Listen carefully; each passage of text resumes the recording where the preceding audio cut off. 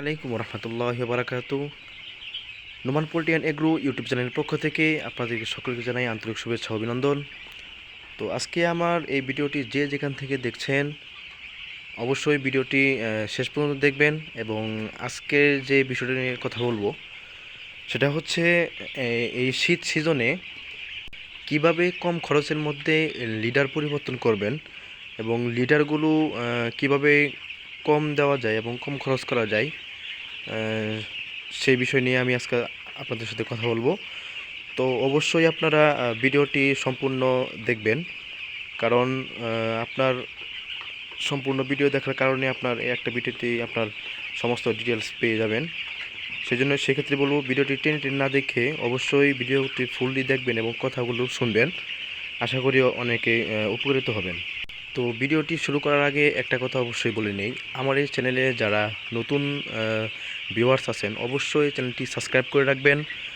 এই চ্যানেলে প্রতিনিয়ত আমরা খামার সংক্রান্ত অনেক তথ্য দিয়ে থাকি। অবশ্যই চ্যানেলটি সাবস্ক্রাইব করে রাখবেন, আপনাদের উপকার হবে ইনশাল্লাহ আশা করি। চলুন কথা না বাড়িয়ে ভিডিওটি শুরু করা যাক। তো এখানে দেখতে পাচ্ছেন আমার যে বাচ্চাগুলো আছে এগুলোর বয়স 10 দিন পার হয়েছে, অর্থাৎ আজকে 11 দিন চলতেছে।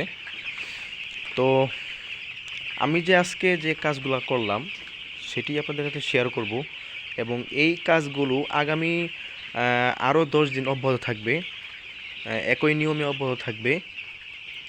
তো নিয়মটি যদি ফলো করেন অবশ্যই আপনাদের যেই লিটারগুলা প্রথমে বিছাবেন, প্রথমে দিবেন, জায়গা করে নেবেন লিটারগুলো দিয়ে। তো সেই লিটারগুলো দিয়ে মূলত আপনার 20 দিন এমনিতেই কাভার হয়ে যাবে, অন্য কোনো লিটার প্রয়োজন হবে না। এই লিটারগুলি আপনার যথেষ্ট হবে। এবং কিভাবে এই লিটারগুলি ঝরঝরা রাখবেন সেই টপিকটা আমি আপনাদের সাথে শেয়ার করব। প্রথমত যে কাজটা করবেন, আপনার বাচ্চার পেপারগুলা তোলার পরেই আপনার প্রতিদিন দিনে 1 থেকে 2 বার, না হলেও কমপক্ষে একবার করে আপনারা ধান যেভাবে এই নাড়িয়ে চাড়িয়ে শুকায় সেভাবে আপনারা তুষগুলাও লিডারগুলাও আপনারা নাড়িয়ে চাড়িয়ে শুকাবেন। যাদের কুড়া আছে এবং তুষ দিয়েছেন, যে যেটাই দিন না কেন, কুড়া হোক বা তুষ হোক, ধানের চুচা যেটা আমরা বলে থাকি, যেটাই হোক না কেন, আপনারা 2 দিন বা 3 দিন পর যখন পেপারগুলো উঠিয়ে দিবেন তখন থেকে আসলে সেই নিয়মটা আসলে ফলো করতে হবে। তখন প্রতিদিন আপনারা 8 থেকে 10 দিন পর্যন্ত আপনারা এইভাবেই ধান যেভাবে নাড়াচাড়া করে শুকায় সেভাবেই আপনারা নাড়াচাড়া করে দিবেন। এবং যাদের ক্ষেত্রে যাদের ক্ষেত্রে এই লিটার উল্টাপাল্টা করার জন্য লোহা দিয়ে বানানো আছে, তো সেটাও ব্যবহার করতে পারেন।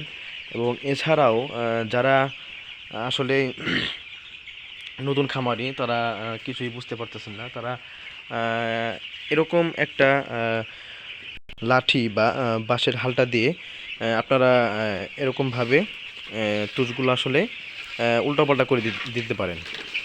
তো এটা হচ্ছে প্রথম প্রসেসিং। এই নিয়মটা আসলে 8 থেকে 10 দিন পর্যন্ত করতে থাকবেন। 10 দিন পর যখন দেখবেন তুষগুলা আস্তে আস্তে একটু ভিজা ভিজা ভাব হয়ে গেছে, তো সেই ক্ষেত্রে আপনারা করবেন কি, আপনারা বলতে আমি যেটা করি আর কি সেটা আপনাদের শেয়ার করতে চাচ্ছি। ধান বা চাল পরিষ্কার করার জন্য আমরা যেই চালনাগুলা ব্যবহার করে থাকি, অর্থাৎ ছোটো চালনা না, আবার একটু বড় সাইজের চালনাগুলা আমি যদি আপনাদেরকে একটু দেখাই, তো এই যে এরকম বাজারে চালনা পাওয়া যায় আসলে।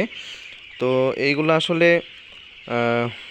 চালনার ছিদ্রগুলো অনেক বড় বড়, সেই কারণে আপনার এটা দিয়ে চালার পর আপনার যে জর্জরা যে তুষগুলো আছে বা লিটারগুলো আছে, যে জর্জরা তুষগুলো আছে, তো ওইগুলো আপনার নিচে পড়ে যায়।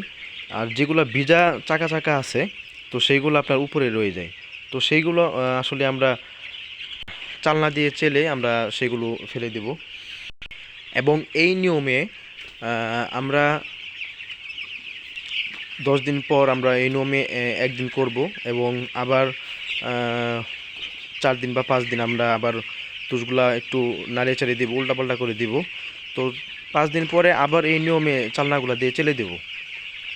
তো সেই ক্ষেত্রে আপনার হচ্ছে কি মূলত 20 দিন পর্যন্ত, অর্থাৎ 20 দিন পর্যন্ত আপনার এখানে কোনো বাড়তি তুষ, নতুন তুষ দেওয়া লাগবে না, নতুন কোনো লিটার আপনার দেওয়া লাগবে না। আপনার যে লিটারগুলো আছে সেই লিটারগুলো দিয়ে কিন্তু আসলে 20 দিন কিন্তু কাভার করে দেওয়া যাচ্ছে। তো শীতকালে এমনিতেই কিন্তু লিটারগুলো আসলে একটু জর্জরা থাকে, বেশি নষ্ট হয় না। তো সেই ক্ষেত্রে আমরা 1 থেকে 10 দিন পর্যন্ত আমরা একটু নাড়াচাড়া করে দেওয়ার চেষ্টা করব, পা দিয়ে হোক বা বাঁশের ফালটা দিয়ে হোক বা লোহার ইয়া দিয়ে হোক, যে যেটাই করি না কেন 10 দিন পর্যন্ত আমরা উল্টাপাল্টা করে দেব। এবং 10 দিনের পর, অর্থাৎ 11 দিনের দিন বা 12 দিনের দিন, আমরা যেরকমই মনে হয় আর কি, ওই সময়টাতে আমরা এই চালনাটা দিয়ে আমরা চেলে দেব। তো এরকম আবার আবার 15 দিনের দিন বা আবার 20 দিনের দিন, হ্যাঁ, এরকমভাবে 20 দিন পর্যন্ত চেলে দিব। তো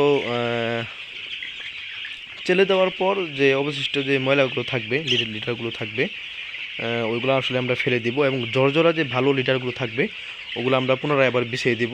তো এরকম করে 20 দিন অনায়াসে কাভার করে দেওয়া যাবে।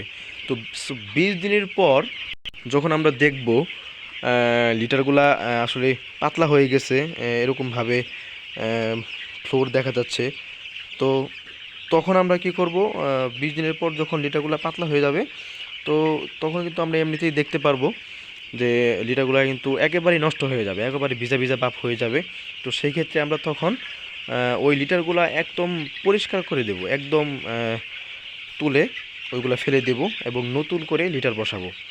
তো তো এই প্রসেসিংটা যদি আমরা করতে পারি বা এই নিয়মটা যদি আমরা কাজে লাগাতে পারি, অবশ্যই 20 দিন আপনার কোনো তুষ লাগবে না।